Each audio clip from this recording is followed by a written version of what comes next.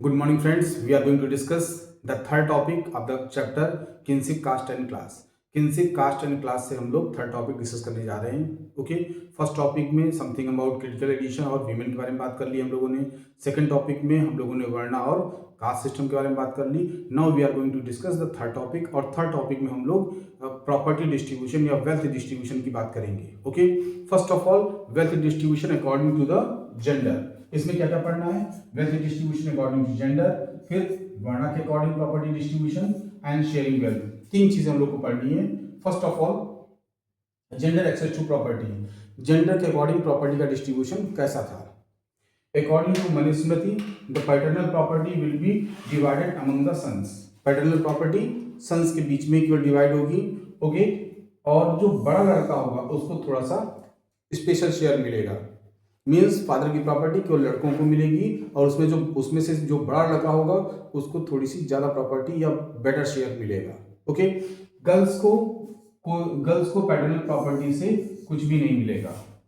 Girls को paternal property से कुछ भी नहीं मिलेगा. गर्ल्स के कंसर्न में concept of stridhan was created. स्त्रीधन का कॉन्सेप्ट था. स्त्रीधन का कॉन्सेप्ट क्या था? What is called as stridhan. स्त्रीधन किसको बोला जाएगा? स्त्री धन, ठीक है ना, मीन्स फीमेल का जो भी, वीमेन का जो भी धन है, that is called as stridhan. The gift which is given during the time period of marriage. किसी भी लड़की की शादी के समय जो उसको गिफ्ट मिलेगा, that all that is called as stridhan. शादी के समय जो उसको गिफ्ट मिलेंगे उन सभी चीजों को क्या बोला जाएगा? जो भी गिफ्ट मिला उसको स्त्रीधन बोला जाएगा. और स्त्रीधन की स्पेशल प्रॉपर्टी है, it will be inherited by the son. स्त्रीधन हमेशा मदर से सन्स को जाएंगी. ओके, स्त्रीधन का ट्रांसफर मदर से सन में होगा. मदर से किसी भी कंडीशन में वो फादर पर नहीं आएंगी. ठीक है ना. That was the specific characteristic of stridhan. स्त्रीधन वाइफ के पास है, उस पर हस्बैंड की कोई भी अथॉरिटी नहीं है. वाइफ के डेथ के बाद वो सारी प्रॉपर्टी किसको मिल जाएगी? सन्स को मिल जाएगी according to the Manusmriti. Now most important thing, women they were prohibited for the accumulation of wealth. Women को मना किया गया है कि वो वेल्थ या पैसा कलेक्ट ना करें. Okay, without the permission of husband. बिना हस्बैंड की परमिशन के वो पैसा इकट्ठा ना करें. बिना हस्बैंड की परमिशन के पैसा इकट्ठा करना मनुस्मृति में प्रोहिबिटेड है. ओके, एक चीज और, अगर हम लोग यहाँ पर प्रॉपर्टी कंट्रोल की बात करते हैं तो he is controlling property. Definitely male के पास प्रॉपर्टी का ज्यादातर कंट्रोल है. And that's why that was a reason behind the domination of the male. इसलिए मेल डोमिनेशन सोसाइटी होने का ये भी एक कारण था कि प्रॉपर्टी का एक्सेस किसके पास था? मेल के पास था. Okay, first of all husband की प्रॉपर्टी, जो फादर की प्रॉपर्टी है वो सन्स में डिवाइड होगी. एल्डर सन को थोड़ा सा बेटर प्रॉपर्टी मिलेगी, ज्यादा प्रॉपर्टी मिलेगी, ज्यादा शेयर मिलेगा.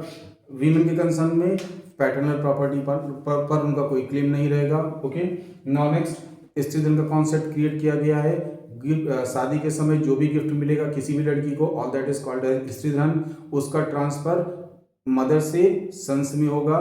वो किसी भी कंडीशन में हस्बैंड को नहीं मिलेगा. Okay, now the next is, किसी भी कंडीशन की बात करते हैं, बाय द वे दोनों वाइफ या हस्बैंड की म्यूचुअल अंडरस्टैंडिंग है, हस्बैंड को कोई प्रॉब्लम है, इकोनॉमिक प्रॉब्लम है, तो ये देखा होगा तो उसमें वो दे सकती हैं. जैसे कि आज की डेट में जो हम लोग देखते हैं कि शादी के समय गर्ल्स को बहुत सारी ज्वेलरी दी जाती है. तो आज की डेट में हम लोग स्त्रीधन टर्म नहीं यूज करते, लेकिन उसको हम लोग स्त्रीधन ही कंसीडर कर सकते हैं. रहता किसके पास है? हमेशा स्त्री के पास रहेगा, वाइफ के पास ही रहेगा. उस पर हस्बैंड का कोई कंट्रोल नहीं रहता है. उसको कहाँ रखना, कैसे रखना है, वो सारा कुछ फीमेल ही कंसीडर करती हैं. ठीक है ना. अब होता क्या है कि डेथ के बाद generally, by the way, husband किसी इकोनॉमिक क्राइसिस में है तो वाइफ की अंडरस्टैंडिंग है, अगर हस्बैंड मांग रहा है कि अगर आप दे दीजिए तो जनरली वाइफ से वो ले सकता है या वाइफ दे सकती है. ठीक है ना. तो ऐसा कुछ नहीं है कि बिल्कुल क्लियर कट ये सेग्रीगेशन था कि स्त्रीधन हमेशा वाइफ से, मीन्स मदर से सन्स को ही जाएंगी, हस्बैंड को किसी भी कंडीशन में नहीं मिलेंगी. ऐसा कोई बिल्कुल फिक्स कॉन्सेप्ट नहीं था. म्यूचुअल अंडरस्टैंडिंग से लिया जा सकता है. ठीक है ना. म्यूचुअल अंडरस्टैंडिंग से लिया जा सकता है, जैसे कि मूवीज में आप लोगों ने देखा होगा कभी. ठीक है ना. हस्बैंड को सपोर्ट करती हैं अपनी ज्वेलरी वगैरह देकर वीमेन. ठीक है ना. तो इस तरीके से ये कॉन्सेप्ट एग्जिस्ट करता है, अभी भी एग्जिस्ट करता है, लेकिन इसको स्त्रीधन टर्म हम लोग इसके लिए स्टूडेंट टर्म हम लोग नहीं यूज करते हैं. Okay, now next is one more thing. According to the Manusmriti, the 7 ways are explained, 7 types are explained for the collection of wealth. ठीक है ना, 7 तरीकों से मेल प्रॉपर्टी का एक्विजिशन कर सकते हैं, प्रॉपर्टी ग्रैब कर सकते हैं, प्रॉपर्टी पा सकते हैं, बना सकते हैं. Okay, 6 types that are explained for the female. Female 6 तरीके से प्रॉपर्टी को का एक्विजिशन कर सकती हैं, मनी को कलेक्ट कर सकती हैं. Okay, that all that is explained in Manusmriti. इन सब चीज़ों को मनुस्मृति में एक्सप्लेन किया गया है. फर्स्ट ऑफ ऑल, फादर की प्रॉपर्टी केवल सन्स को मिलेगी, एल्डर सन को थोड़ी सी ज़्यादा प्रॉपर्टी मिलेगी. दूसरा, फादर की प्रॉपर्टी में वीमेन का कोई गर्ल्स का कोई शेयर नहीं होगा. तीसरा, वीमेन के कंसर्न में, गर्ल्स के कंसर्न में स्त्रीधन का कॉन्सेप्ट है, जो वाइफ से सन्स को जाएंगी. ओके, हस्बैंड पर उसका कोई कंट्रोल नहीं, उस पर कोई कंट्रोल नहीं रहेगा. एंड इम्पॉर्टेंट थिंग, यहाँ पर accumulation of wealth, collection of wealth without the permission of husband, बिना हस्बैंड की इंफॉर्मेशन या सपोर्ट के अगर फीमेल चोरी से पैसा इकट्ठा कर रही हैं तो उसको मनुस्मृति में प्रोहिबिट किया गया है, मना किया गया है. ओके, और चूंकि यहाँ पर प्रॉपर्टी पर, वेल्थ पर ज़्यादातर कंट्रोल किसका है? मेल का है. इसलिए सोसाइटी कैसी हो गई? Male dominating. ओके, ये मेल डोमिनेटिंग सोसाइटी होने का एक रीजन ये भी है कि वेल्थ पर कंट्रोल मेल्स का है. यहाँ पर प्रॉपर्टी एक्विजिशन के कंसर्न में मेल को 7 टाइप्स की अथॉरिटी दी गई है कि 7 तरीके से मेल पैसा इकट्ठा कर सकते हैं और फीमेल 6 टाइप से पैसा इकट्ठा कर सकती है. That is something about the acquisition of money, acquisition of wealth according to gender. इस तरीके से जेंडर के अकॉर्डिंग प्रॉपर्टी को डिस्ट्रीब्यूट किया गया है, प्रॉपर्टी एक्विजिशन को बताया गया है. Okay, now the next topic is acquisition of wealth according to the varna के अकॉर्डिंग वेल्थ का एक्विजिशन कैसे होगा. Okay, first of all, Brahmin and Kshatriya, the 2 upper classes, they were considered as rich. इनको रिच कंसिडर किया गया है. बट ब्राह्मण के concern में approximately they are depicted as poor. लेकिन कभी कभी ब्राह्मण के कंसर्न में उनको पुअर दिखाया गया, गरीब दिखाया गया है. Okay, now the lower classes means especially the Sudras, they were always poor. उनको हमेशा पुअर, गरीब ही दिखाया गया है, पुअर या गरीब ही दिखाया गया है. ओके, यहाँ पर ब्राह्मण और क्षत्रियो को हमेशा रिच दिखाया गया है, ओकेजनली ब्राह्मण को पुअर दिखाया गया है. ओके, और जो शूद्रास हैं उनको हमेशा पुअर ही दिखाया गया है. Now according to the Manusmriti, acquisition of wealth for the Brahmin even prohibited. Brahmins के लिए भी वेल्थ का एक्यूमुलेशन या कलेक्शन प्रोहिबिटेड था. ब्राह्मण पैसा इकट्ठा नहीं कर सकता था according to the Manusmriti. And that's why the concept of the daan was created. इसीलिए दान का कॉन्सेप्ट क्रिएट किया गया है कि ब्राह्मण को हमेशा सोसाइटी सपोर्ट करेगी. मीन्स ब्राह्मण अपने पास कुछ रखेगा नहीं, और इसलिए जिसके भी घर जाएगा वो उसके खाने का इंतजाम कर देगा, रहने का इंतजाम कर देगा, और 1-2 दिन रह के वो अपना दूसरी जगह पे चला जाएगा. इस तरीके से ब्राह्मण की कंसर्न में कॉन्सेप्ट क्रिएट किया गया है. इस तरीके से ब्राह्मण को वेल्थ एक्यूमुलेशन या वेल्थ कलेक्शन से मना किया गया है according to the Manusmriti. But it was not strictly follow. लेकिन इसको स्ट्रिक्टली फॉलो नहीं किया गया है. ओके, तो इस तरीके से upper 2 classes, Brahmin and Kshatriya, they were considered as rich. Occasionally Brahmin they were depicted as poor. कभी कभी ब्राह्मण को पुअर भी दिखाया गया है, लेकिन जो शूद्रास थे वो हमेशा पुअर ही रहते थे. That is something about wealth distribution according to the varna system. Now third concept of, now something about sharing of wealth. Sharing of wealth means यहाँ पर एक तीसरा कॉन्सेप्ट है, तीसरी चीज है. What is that? अब यहाँ पर एक पुअर है और एक रिच है, और यहाँ पर सोसाइटी चाह रही है, मनुस्मृति चाह रही है, या सोशल नॉर्म्स चाह रहे हैं कि ये जो डिफरेंसेस हैं ये कम हो जाएं, पुअर और रिच के बीच में जो डिफरेंसेस हैं वो कम हो जाएं. इसलिए सोसाइटी में डोनेशंस को, चैरिटी को प्रमोट किया गया है, दान को प्रमोट किया गया है, जिससे कि जो अपर क्लासेस हैं उनके पास थोड़ा कम हो जाए, और जो लोअर क्लास हैं, जो गरीब हैं, उनको थोड़ा सा मिल जाए, जिससे कि थोड़ा सा ऊपर आ जाए. And this concept, about this concept we are getting the information from Tamilakam area. Tamilakam area में, जहाँ पर हम लोगों ने सेकंड चैप्टर में पढ़ा हुआ, तमिलक्कम एरिया में चीफ्स एग्जिस्ट करते थे। चीफ्स के पास रेगुलर मिलिट्री नहीं होती थी, रेगुलर ब्यूरोक्रेसी नहीं होती थी। ब्यूरोक्रेसी कंसर्न में वो अपने रिलेटिव से काम करवाते थे, मिलिट्री कंसर्न में वो मिलिशिया का यूज़ किया करते थे और इस तरीके से अपने एम्पायर को कंट्रोल करते थे। लोगों से वो टैक्स नहीं कलेक्ट करते थे, लोगों से वो गिफ्ट कलेक्ट करते थे और गिफ्ट को ही अपने रिलेटिव्स या अपने सपोर्टर्स में बांटा करते थे। Okay, now this distribution of wealth, this distribution of gift is called as charity. इसी को बोला गया है चैरिटी। ओके, कि जो भी राजा को मिला हुआ है, जो भी चीफ को मिला हुआ है, उन्होंने अपने पास सारा कुछ नहीं रखा, वो उन्होंने अपने लोगों में बांट दिया है। ओके, जिससे कि सभी के पास कुछ चीजें डेवलप हो जाएं, सभी के पास कुछ रहे। ओके, कि अकेले राजा ही रिच ना होता चला जाए, लोग भी जो उसके साथ के लोग भी हैं उनको भी, उनके पास भी प्रॉपर्टी रहे, और इसलिए वो क्या करेगा, वो जो गिफ्ट इकट्ठा करेगा वो अपने लोगों में बांटता भी रहेगा। Okay, this concept of charity we just came to know from Tamilakam area. Tamilakam area में क्या हो रहा था, जो चीफ हुआ करते थे वो क्या करते थे, वो प्रॉपर्टी को डिस्ट्रीब्यूट कर देते थे। ठीक है ना, उस प्रॉपर्टी को डिस्ट्रीब्यूट नहीं करेंगे, उसको चैरिटी बोलेंगे, चैरिटी किया करते थे। ओके, और इसकी इंफॉर्मेशन हमें कहाँ से मिलती है, संगम लिटरेचर से इसके बारे में इंफॉर्मेशन मिलती है। और जो किंग, जो चीफ चैरिटी किया करते थे उनको हम लोग जेनरस कंसीडर करते हैं। आज की भी कंडीशन यही है सोसाइटी में, आज भी हम लोग देखते हैं जो लोग दान देते हैं हम उनको रिस्पेक्ट करते हैं, हम उनको थोड़ा सा होता नहीं है उनको मीन्स होता नहीं, स्पेशल तरीके से देखते हैं। लेकिन जो चैरिटी नहीं करते हैं, पैसा है उनके पास लेकिन वो पैसा अपने लिए ही क्यों इकट्ठा करके रख रहे हैं, ऐसे लोगों को हम लोग डिनाउंस करते हैं, ऐसे लोगों को हम लोग क्रिटिसाइज करते हैं। तो यहाँ पर जो लोग चैरिटी कर रहे थे, जो चीफ चैरिटी कर रहे थे, उनको प्रमोट किया गया है, उनके लिए अप्रेजल लिखी गई हैं, उनको प्रेज किया गया है, उनके लिए अप्रेजल्स लिखी गई हैं। तो इस तरीके से जनरसिटी, इस तरीके से चैरिटी की हेल्प से सोसाइटी में जो सोशल डिफरेंसेस हैं उनको कम करने की कोशिश की गई है। ओके, वंस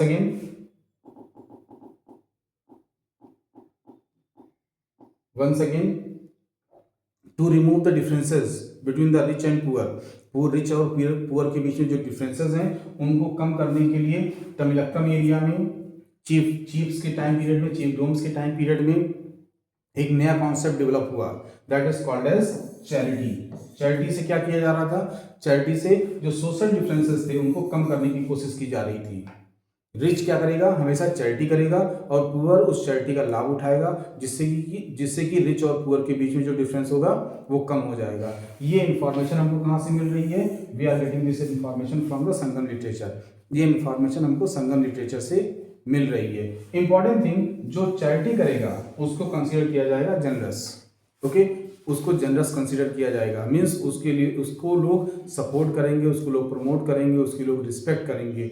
लेकिन जो रिच होकर चैरिटी नहीं करेगा उसको लोग माइजर कंसीडर करेंगे, उसको लोग होता नहीं है कृपण बोलेंगे, उसको लोग क्रिटिसाइज करेंगे। ओके, तो यहाँ पर सोसाइटी में, आज की सोसाइटी में भी यही कंडीशन है, जिसके पास पैसा है अगर वो चैरिटी नहीं कर रहा है तो लोग उसको क्रिटिसाइज करते हैं, सोसाइटी से अलग रखते हैं, सपोर्ट नहीं करते हैं, लाइक दैट। ओके, और जो चैरिटी करता है लोग उसको प्रमोट करते हैं, उसको सपोर्ट करते हैं, उसकी रिस्पेक्ट करते हैं। Okay, these things are still existing in society. ये चीज़ें अभी भी सोसाइटी में एज इट इज एग्जिस्ट हो रही हैं। ठीक है ना। Now, in Tamilakkam area, the concept of sharing of wealth was existing, and that was existing to reduce the differences between rich and poor. Okay. Now, the next topic is something about Buddhist understanding of social differences. Buddhist ने social differences को कैसे explain किया है, हम उसके बारे में बात करेंगे। First of all, Buddhist they oppose the divine theory of origin of the human being. ये जो कॉन्सेप्ट है कि ब्रह्मा की माउथ से ब्राह्मण हुए हैं, आर्म से क्षत्रिय हुए हैं, थाई से वैश्य हुए हैं, फीट से शूद्रास हुए हैं, इसको बुद्धिस्ट ने अपोज किया हुआ है। They oppose the divine theory of, okay, opposed divine theory of origin of the human being. Okay, origin of the varna system. Varna system की जो डिवाइन थ्योरी है उसको बुद्धिस्ट ने अपोज किया हुआ है। Now why they opposed it, उन्होंने इसको अपोज क्यों किया हुआ है, वो कह रहे हैं कि ये नेचुरल नहीं है, बात सही भी लग रही है कि कहीं कहीं माउथ से कोई इंसान मीन्स होता नहीं है, कोई इंसान जर्मिनेट हो सकता है, या आम से कोई इंसान जर्मिनेट हो सकता है, थोड़ा सा आम से किसी इंसान की बर्थ हो सकती है, ये थोड़ा सा हाइपोथेटिकल लग भी रहा है। ओके, नाउ नेक्स्ट, इसके साथ साथ बुद्धिस्ट ने बोला कि ये जो कॉन्सेप्ट है, ये जो डिवाइन थ्योरी का कॉन्सेप्ट है, ये इनफ्लेक्सिबल है। लोग इसको बोलते हैं कि ये बिल्कुल फिक्स है, ब्राह्मण एक ब्राह्मण का ही वर्क करेगा, क्षत्रिय एक क्षत्रिय का ही वर्क करेगा, वैश्य एक वैश्य का ही वर्क करेगा, शूद्र शूद्र का ही वर्क करेगा। ये भी थोड़ा सा क्लियर नहीं दिख रहा है, क्योंकि यहाँ पर ऐसा भी दिख रहा है कि ब्राह्मण ने क्षत्रियों का वर्क किया हुआ है, क्षत्रियों ने ब्राह्मणों का वर्क किया हुआ है, ब्राह्मणों ने शूद्रों का वर्क किया हुआ है, या शूद्रों ने ब्राह्मणों का भी वर्क किया हुआ है। फॉर एग्जाम्पल, अगर आप ऋषि वाल्मीकि की बात करते हैं, ऋषि वेदव्यास की बात करते हैं, तो ये सारे लोग मीन्स होता नहीं है, लोअर क्लासेस से ही बिलोंग कर रहे थे, तो इन्होंने भी ब्राह्मणों का वर्क किया हुआ है। तो इस कंसर्न में भी बुद्धिस्ट थिंकर्स ने डिवाइन थ्योरी को क्रिटिसाइज किया हुआ है कि इसको ब्राह्मणिकल टेक्स्ट में डिवाइन थ्योरी को बोला गया है ये फिक्स है, लेकिन एक्चुअली अगर सोशल नॉर्म्स को देखेंगे, सोसाइटी को चेक करेंगे, तो ये इनफ्लेक्सिबल दिखता है, ये फिक्स नहीं दिखता है। ओके, और एक चीज यहाँ पर जो वर्णा सिस्टम है उसमें बर्थ की बेसिस पर किसी पर्सन की आइडेंटिटी थी। ओके, बुद्धिस्ट थिंकर्स ने बोला नहीं, बर्थ की बेसिस पर सोशल आइडेंटिटी नहीं होनी चाहिए, वर्क की बेसिस पर होनी चाहिए social identity. Okay, in this manner, first of all, divine theory was criticized by the Buddhist thinker. Second, they just told the divine theory is not appropriate because of it does not look like natural. Okay, divine theory को इसलिए oppose किया क्योंकि वो natural नहीं दिखती है, natural नहीं लगती है। इसके साथ साथ वो इनफ्लेक्सिबल भी है। वो ब्राह्मणिकल टेक्स्ट कह रहे हैं कि ये डिवाइन थ्योरी फिक्स है, जो ब्राह्मण है वो ब्राह्मण जैसा वर्क करेगा, लेकिन जो क्षत्रिय वो क्षत्रिय जैसा वर्क करेगा, वैश्य जैसा ही वर्क करना पड़ेगा, शूद्रास को शूद्र जैसा ही वर्क करना पड़ेगा। लेकिन यहाँ पर अलग अलग ग्रुप के लोग अलग अलग ट्राइब की ऑक्यूपेशंस को परफॉर्म कर रहे हैं, इसलिए जो ब्राह्मणिकल टेक्स्ट में इसको लिखा गया है कि ये फिक्स है, ये फिक्स नहीं है, ये इनफ्लेक्सिबल है। ओके, नाउ नेक्स्ट, इसके साथ साथ यहाँ पर बर्थ की बेसिस पर, वर्णा सिस्टम में बर्थ की बेसिस पर किसी को इंपॉर्टेंस दी गई है, और किसी को बर्थ की बेसिस पर इंपॉर्टेंस देना सही नहीं है। किसी को भी वर्क की बेसिस पर, उसकी एक्टिविटीज की बेसिस पर उसको इंपॉर्टेंस देना ठीक रहेगा। ओके, उसके साथ साथ इसके साथ साथ बुद्धिस्ट ने सोशल डिफरेंसेस को एक्सेप्ट किया है। डिवाइन थ्योरी को तो अपोज किया, लेकिन ये जरूर माना हुआ है कि सोसाइटी में डिफरेंसेस हैं। क्लियर है? इन्होंने, ये बुद्धिस्ट थिंकर्स ने माना हुआ है कि सोसाइटी में डिफरेंसेस हैं। डिवाइन थ्योरी को अपोज किया हुआ है, क्योंकि नेचुरल नहीं है, क्योंकि वो फ्लेक्सिबल है, इनफ्लेक्सिबल नहीं है। ओके, क्योंकि वो उसमें जो लोगों का स्टेटस है वो बर्थ की बेसिस पर है, इसलिए डिवाइन थ्योरी को तो अपोज किया गया, लेकिन ये माना गया कि सोसाइटी में डिफरेंसेस हैं, और सोसाइटी में जो डिफरेंसेस हैं उनको बुद्धिस्ट थिंकर्स ने अपने तरीके से एक्सप्लेन किया हुआ है, and that is called as Buddhist idea of social differences. उसी को हम लोग Buddhist idea of social differences मानते हैं। ओके, अब बुद्धिस्ट ने क्या बोला हुआ है, बुद्धिस्ट थिंकर्स ने क्या बोला हुआ है, they rejected the divine theory, पहले ही बात कर चुके हम लोग। Now according to Sutra Pitaka we are getting a myth. Sutra Pitaka के अकॉर्डिंग एक मिथ मिलता है हमको। मिथ मीन्स होता नहीं किसी के सामने नहीं हुआ है, लेकिन सिस्टमेटिकली वैसे ही हुआ होगा। ओके, मिथ बिल्कुल झूठा नहीं है, लेकिन किसी के सामने नहीं हुआ है, हो सकता है सिस्टमेटिकली वैसे ही हुआ हो। कैसे हुआ होगा? पहले क्या हुआ होगा, human beings and plants they were not fully developed. Human being और प्लांट का प्रॉपर डेवलपमेंट नहीं हुआ था। ओके, पहले ह्यूमन बीइंग और प्लांट का प्रॉपर डेवलपमेंट नहीं हुआ था। अब कैसे नहीं हुआ था इसके बारे में आगे पढ़ेंगे। ओके, और now the people they were taking meal only from nature. Okay, लोग नेचर से फूड ले रहे थे, खाना ले रहे थे, लेकिन उतना ही खाना ले रहे थे जितना उनकी जरूरत थी, जितनी उनकी जरूरत थी। ओके, उससे ज्यादा लोग फूड इकट्ठा नहीं कर रहे थे। पहली चीज कि ह्यूमन बीइंग और प्लांट्स का प्रॉपर डेवलपमेंट नहीं हुआ था। दूसरी चीज कि लोग नेचर से खाना ले रहे थे, और फूड कितना ले रहे थे, जितना उनकी डेली नेसेसिटी थी, जितनी उनकी डेली यूज की, जितना उनको डेली जरूरत पड़ती थी, उतना ही खाना ले रहे थे। ओके, उतना ही फूड ले रहे थे। कहाँ से? नेचर से। लेकिन अब क्या हुआ कि यहाँ पर ग्रेजुअल डेवलपमेंट हुआ। ग्रेजुअल डेवलपमेंट किसका हुआ? ह्यूमन बीइंग्स का। ओके, और ह्यूमन बीइंग्स का जब डेवलपमेंट हुआ तो डेवलपमेंट में क्या ऐड हो गया? They became greedy, they became vindictive. Okay, वो चालाक हो गए, वो कपटी हो गए, ठीक है, झूठ बोलने लगे। एंड डिसाइडफुल मीन्स वो होता नहीं है कि द्वेष रखने लगे, द्वेष रखने लगे मतलब होता नहीं है अंदर ही अंदर जलन रखने लगे। तो इस तरीके से ह्यूमन बीइंग पहले कैसे थे? पहले वो वेल डेवलप नहीं थे। वेल डेवलप नहीं थे मीन्स वो ना चालाक थे, ना झूठ बोलते थे, ना किसी से द्वेष रखते थे। ये सारी चीजें ह्यूमन बीइंग्स के अंदर नहीं थी। और वो क्या करते थे? वो नेचर से फूड लेते थे, फूड कलेक्ट करते थे नेचर से, और उतना ही लेते थे जितना उनकी सर्वाइवल के लिए जरूरी था, उससे ज्यादा वो इकट्ठा ही नहीं करते थे। ओके, और आज की डेट में फिर क्या हुआ कि कुछ टाइम के बाद ह्यूमन बीइंग्स का प्रॉपर डेवलपमेंट हो गया, और डेवलपमेंट हुआ तो उनका माइंड डेवलप हो गया, मीन्स वो ग्रेडी हो गए, वो विंडिक्टिव हो गए, वो डिसाइडफुल हो गए। ओके, ग्रेडी मीन्स चालाक हो गए, विंडिक्टिव मीन्स होता नहीं कपटी हो गए, और डिसाइडफुल मतलब द्वेष रखने लगे, ठीक है, जलन रखने लगे। ये सारी चीजें ह्यूमन बीइंग्स के अंदर आ गई। अब जो लोग चालाक हो गए, झूठ बोलने लगे, चोरी करने लगे, सोसाइटी में इस तरीके से एक्टिविटीज होने लगी, तो जो सोसाइटी के लोग थे अब उन्होंने किसी एक आदमी को अपने में से ही सेलेक्ट किया कि ऐसा कीजिए कि आप हमारे लिए जजमेंट कीजिए कि कौन झूठ बोल रहा है, कौन सही काम कर रहा है। ओके, और जो झूठ बोल रहा है, जो गलत कर रहा है, उसको पनिशमेंट दीजिए।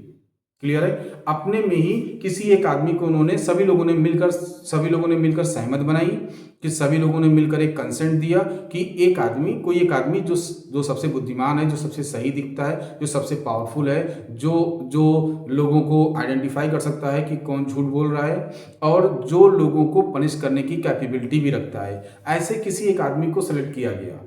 ओके, अब वो आदमी क्या करेगा? अब वो आदमी दिन भर बैठकर जजमेंट का काम करेगा। पहले क्या था? रोज लोग जा रहे थे, फूड लेकर आ रहे थे और सरवाइव कर रहे थे। रोज लोग जा रहे थे जंगल में या कहीं भी, फूड कलेक्ट कर रहे थे और सरवाइव कर रहे थे। अब उसमें से, उस ग्रुप में से जो सारे लोग जा रहे थे, सारे लोग आ रहे थे अपना खाना लेकर, लेकिन अब उसमें से एक आदमी खाना लेने नहीं जा रहा है। कौन नहीं जा रहा है? जिसको जजमेंट करना है। वो हमेशा अपने गांव में ही रहेगा, अपने एरिया में रहेगा, वो जजमेंट का काम करेगा। अब वो खाना लेने नहीं जाएगा।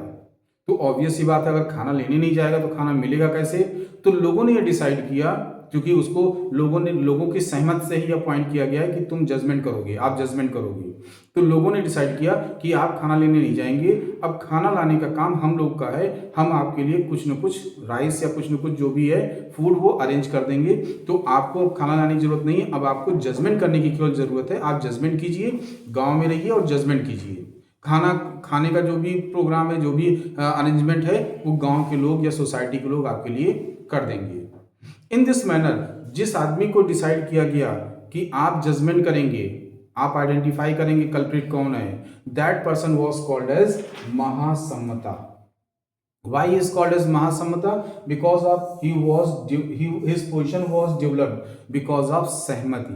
क्योंकि उसकी पोजीशन कैसे डेवलप हुई है? सहमत से डेवलप हुई है। सम्मत मीन्स सहमति, ठीक है ना, प्राकृत में है इसलिए सम्मत बोला गया, अदरवाइज ये टर्म सहमति है।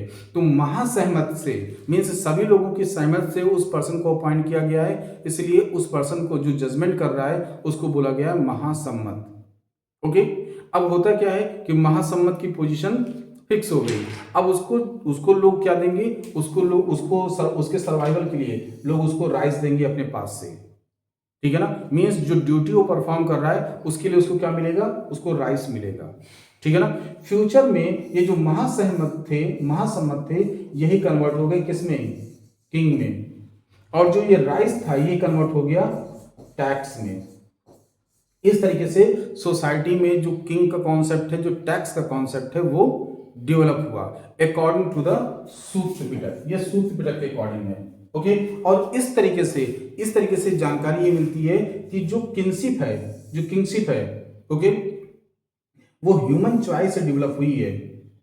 उस जो किंगशिप है, जो किंग्स बने हुए हैं, वो ऐसा नहीं कि अपने आप से बन गए हैं, वो ह्यूमन चॉइस से बने हुए हैं। लोगों ने उनको किंग एक्सेप्ट किया हुआ है, इसलिए किंग बने हुए हैं। और इस तरीके से सोसाइटी में कुछ लोग गरीब हो गए और कुछ लोग रिच हो गए, जो रिच हुए, जो जो किंग बन गए वो रिच हो गए, और जो जो सोसाइटी में रोज के लिए रोज डेली बेसिस पर खाना लेकर आ रहे थे वो गरीब हो गए, ठीक है ना। और इस तरीके से सोशल डिफरेंसेस डेवलप हुए according to the Buddhist idea. इस तरीके से सोसाइटी में लोग पुअर और रिच हुए, बुद्धिस्ट आइडिया, ये बुद्धिस्ट आइडिया है। Okay, first of all according to the Buddhist idea the social differences are existing in society. Buddhist idea के अकॉर्डिंग सोसाइटी में सोशल डिफरेंसेस हैं, लेकिन इन सोशल डिफरेंसेस का रीजन डिवाइन थ्योरी नहीं है।